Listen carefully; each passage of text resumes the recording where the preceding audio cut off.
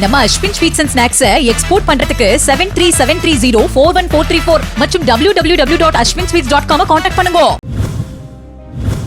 திருப்பரங்குன்றம் சட்டமன்ற தொகுதிக்குட்பட்ட அனுப்பானடி பகுதி மக்கள் ஒட்டிய போஸ்டரை பார்வையிட்ட தமிழக வெற்றிக் கழக வேட்பாளர் நிர்மல்குமார் மக்களின் குறைகளை தீர்த்து வைப்பதாக உறுதியளித்தார்.